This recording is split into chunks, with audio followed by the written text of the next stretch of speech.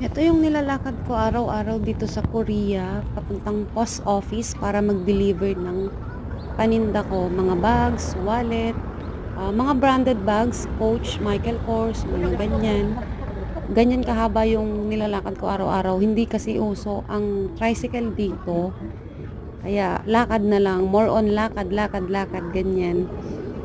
Since 2016, ayan, nag-start ako magtinda ng bags, 2016.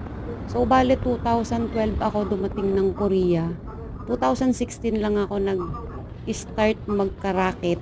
Yan, yung paninda nga ng bags ang naisip ko. Pero bago pa ako makilala bilang seller, mga 3 months yata akong puro repost lang ng repost.